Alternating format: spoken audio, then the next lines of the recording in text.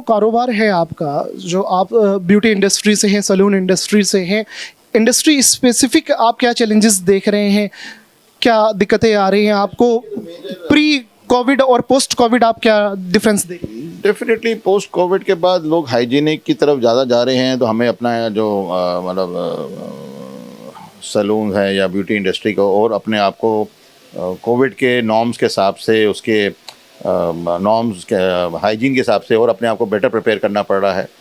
और better services के लिए हमें स्टाफ को ट्रेनिंग और तो हमारे खर्चे बढ़ रहे हैं। पोस्टिंग इसमें खर्चे बढ़ रहे हैं, बिल्कुल बढ़ेंगे। सैनिटेशन की जो सारे सामान है, सारा फैक्टर है, हाइजीन के अंदर बहुत सारा सब आ जाता है, तो बहुत कॉस्टिंग बढ़ रही है डेफिनेटली, डिफरेंट कॉस्टिंग बढ़ रही है और इनकम की जो यथास्थिति है वो तो लिमिटेड ही होगी।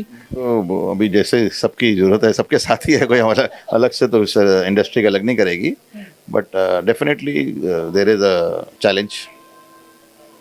challenge of clients, challenge of keeping the hygiene, challenge of making the customer satisfied कि भैया you are coming to a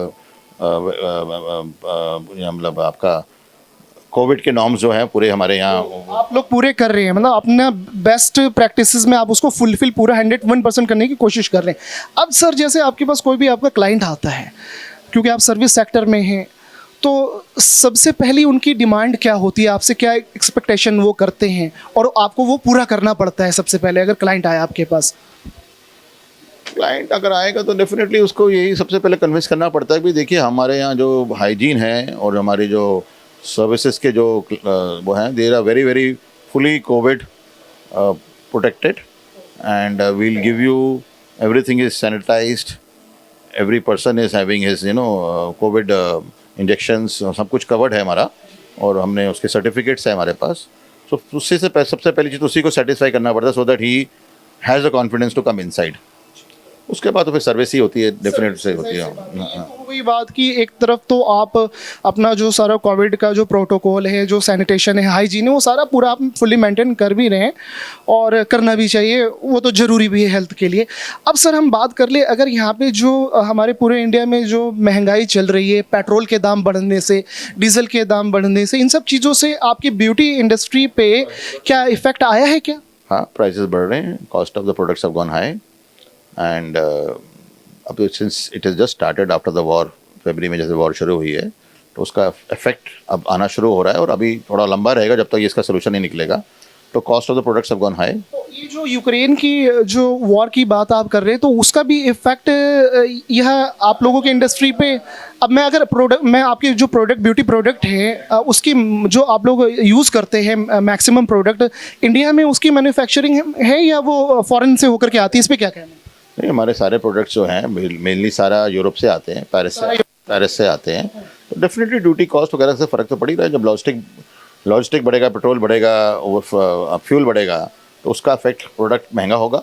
एक एग्जांपल दे करके आप उसको समझा सकते हैं कि भैया पहले है ना, कोविड से पहले है ना, ये हमारे एक प्रोडक्ट इतना का आता था और अभी पोस्ट कोविड और ये प्राइसेस वगैरह बढ़ने से, महंगाई के बढ़ने से, पेट्रोल डीजल बढ़ने से, ये अभी इतना डिफरेंसेस आ गया है कि कोई एग्जांपल आप देखिए। हमारे जैसे प्रोडक्ट हैं, लॉरियल है जिस ब्रांड को हम यूज़ करते हैं, करिस्ताज हैं, तो जो प्रो कोविड से पहले या जो भी फ्यूल से पहले, अगर प्राइसेस के पहले तो अगर कोई चीज़ 100 रुपये की थी फॉर एग्जांपल, आज वो 120-125 की हो गई है, तो 20 से 25% प्रोडक्ट महंगा हो गया है। अच्छा, 25% प्रोडक्ट है ना, 30% 25% महंगा है। और अभी उसके रिटेल प्राइस रिवाइज नहीं करे, तो हमारा इफेक्ट जो उसका जो आ रहा है वो हमारे को बियर करना पड़ रहा है, which we are finding difficult now. Prices के असर पड़ रहे हैं आपके ऊपर भी, तो इस हिसाब से तो जो आप लोगों का जो एक सर्विस चार्ज रेट होता है वो आप लोगों ने तो बढ़ाए नहीं होंगे, क्योंकि फिर कस्टमर भी फिर इशू कर देगा, कंपटीशन भी है मार्केट में। हमने नहीं, हाँ हम नहीं कर सकते अभी, बोले इतना कट थ्रोट कॉम्पिटिशन है, तो अगर हम अपने प्राइसेस बढ़ाएंगे और कस्टमर को ये समझाएंगे कि भाई महंगी है, है तो वो इस चीज़ को नहीं समझेगा। बोले वो तो बोले ठीक है आपके यहाँ नहीं तो मैं किसी और के यहाँ चले जाता हूँ। हाँ, तो उससे तो हम लोग फिर कस्टमर लोग, महंगाई बढ़ने से, इतनी सारी चीज़ें जो प्रोडक्ट महंगे होने के बाद, अगर आप थोड़ा सा भी अगर आप प्राइस रेट इंक्रीज करते हैं तो कस्टमर फिर कहीं दूसरी तरफ शिफ्ट हो जाए। Actually it's a very, you are in a competitive market and everything is available everywhere. आज सारे अच्छा सर्विस देते हैं, ब्रांडेड हैं, तो कस्टमर मूव ऑन कर जाता है।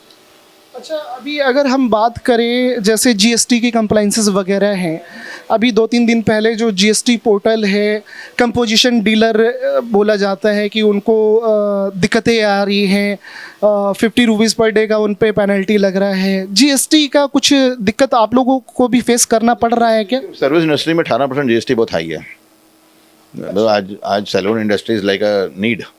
अब आप आज नॉर्मल वे में आज अपना हेयर कट कराना है आपने या कुछ भी करना है लेडीज़ ने, वो तो बड़ी नॉर्मल नीड हो गई। तो उस पर 18% GST is very very high. तो डेफिनेटली वहाँ कस्टमर जो है एक महंगाई, उसके ऊपर 18% जीएसटी, तो उससे तो प्रोडक्ट बहुत सर्विसेज बहुत महंगी हो जाती हैं। और वो कहीं ना कहीं इस चीज़ को बोलता है जी जीएसटी मत लो, और हम वो चीज़ कर नहीं सकते, तो वो भी आता है हमारे को, इफेक्ट आता है हमारे पे। तो हमें इस मुद्दे पे आप गवर्नमेंट से, सेंट्रल गवर्नमेंट है या स्टेट गवर्नमेंट है, तो एक अगर आप एज ए व्यापारी दिल्ली की इकोनॉमी की हम बात कर रहे हैं, दिल्ली की अर्थव्यवस्था की बात कर रहे हैं, क्योंकि सभी इसमें स्टेक होल्डर हैं, चाहे बिजनेसमैन हो या हमारे नागरिक हो या हमारे गवर्नमेंट हो, हमें देश का जो अर्थव्यवस्था है उसको सुचारू रूप से चलाना है। और ये हमारी जो दिल्ली है सर, ये एक आइडियल सेट करती है, पूरे इंडिया में एक बेंचमार्क देती है। तो यहाँ पे आप गवर्नमेंट से एक अगर सजेशन के तौर पे क्या एक अपील करना चाहेंगे कि क्या किस स्लैब में होना चाहिए, अगर एक सजेशन लिया जाए आपसे? तो अगर हम जीएसटी को 18% से 12% पे ले आए, I think that will be very win win situation for everyone.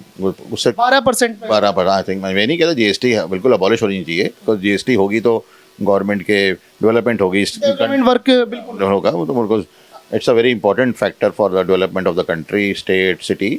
But from the slab can be reduce, थोड़ी सी राहत मिलनी चाहिए, बिल्कुल मिलनी चाहिए। और प्लस जो ये जीएसटी पे जो पेनल्टी लगती है, लेट पेनल्टी लगाते हैं, उसके ऊपर जो चार्ज फाइन हम टाइम से नहीं कर पाते या कुछ भी रीज़न हो सकता है, so that it should be little considered कि भाई आप थोड़ा उसका पीरियड थोड़ा लंबा कर दीजिए, एक्सटेंड कर दीजिए। अभी सर आप लोगों को जीएसटी में भी कोई दिक्कत, जैसे आप फाइलिंग में कोई प्रॉब्लम आई है आपको, किसी तरह की दिक्कत? आई थिंक उसके लिए हमारे पास प्रोफेशनल्स हैं, टाइम से काम कर दे। वी हैव गुड प्रोफेशनल्स, तो उससे हमारे जैसे स्टैंडर्ड के लोगों को नहीं आती। बट आई एम श्योर जिनके पास वो प्रोफेशनल अफोर्ड नहीं कर सकते या उनकी तरफ नहीं जा सकते, उनको तो डेफिनेटली फाइलिंग, उनको जीएसटी जो अपलोड करेगा या फाइलिंग करेगा तो प्रोफेशनल ही करेगा।